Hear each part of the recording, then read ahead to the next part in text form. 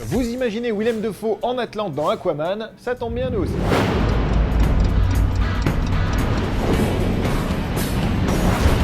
Les choses changent pour la série Legends of Tomorrow. On sait d'ores et déjà que la saison 2 a été commandée par la CW et la saison 1 commence à en tenir compte. Alors attention, on va vous spoiler le dernier épisode en date. Vous êtes prêts ? Hein, c'est bon ? Alors voilà. Si vous avez été attentif, il ne vous aura pas échappé que ce dernier épisode mentionnait une race, les Thanagarians.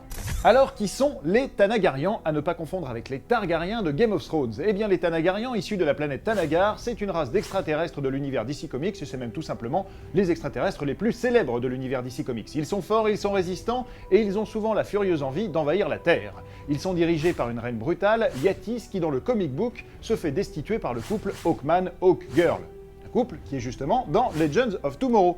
Et vous voyez où je vais en venir, au-delà du simple clin d'œil au lecteur du comic book, eh bien la présence des Thanagarians pourrait suggérer cet arc dans le futur de la série, et pourquoi pas dans la saison 2. En parlant de la saison prochaine, une seule chose est sûre pour le moment, l'acteur Wentworth Miller ne fera plus partie de l'équipage permanent du Wave Rider de Legends of Tomorrow. La bombe a été lâchée par le producteur Greg Berlanti, mais rassurez-vous, il n'est pas en froid avec l'interprète du Captain Cold.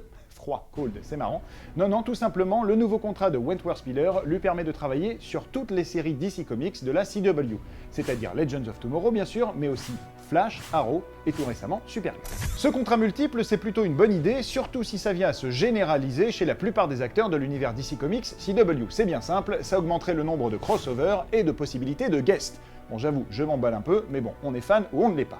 En attendant, je vous rappelle que le dernier épisode de la saison, le Season Final, ce sera jeudi prochain, et on y verra Rip Hunter proposer à ses héros de faire un choix, et de savoir s'ils sont prêts à tout sacrifier pour sauver le monde. On ne pouvait pas dire au revoir à la série sans vous passer quelques images, alors voici le dernier teaser en date de ce dernier épisode. Attention, c'est le dernier avant la rentrée. Got something to say. Say it. It was fate that compelled me to bring you seven together. We can save the world by stopping Savage tonight.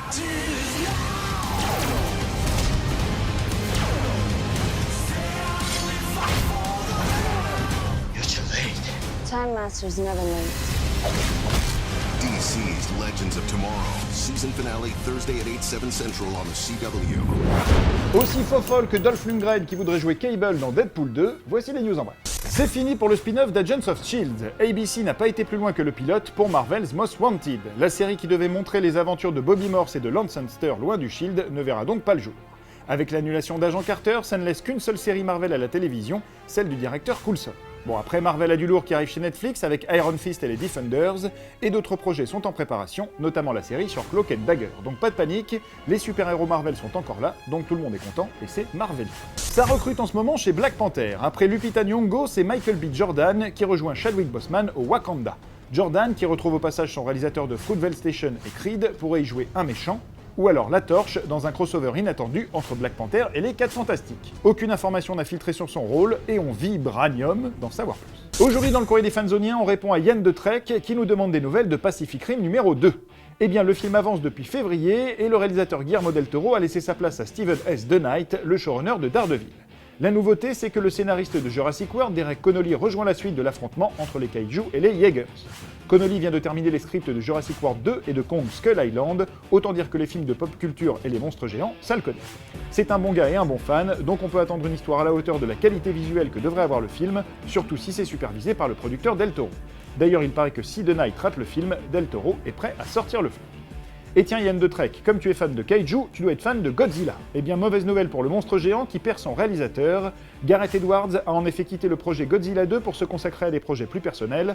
On peut le comprendre, après un Godzilla et un Rogue One, on a sans doute envie de retrouver un projet plus intime.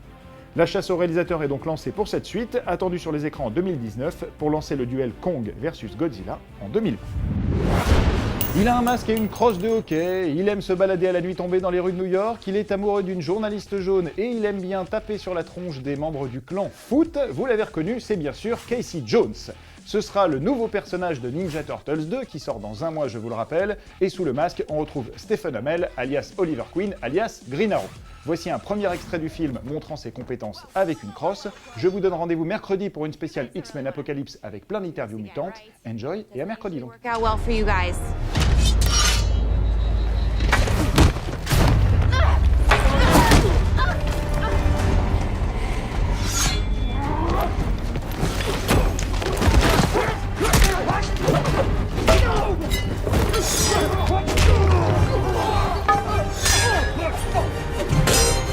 Where to go?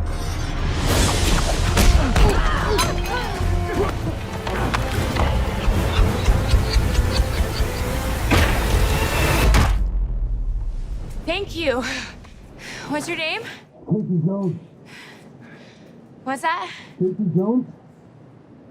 Stacy Moans? Casey Jones. Hey.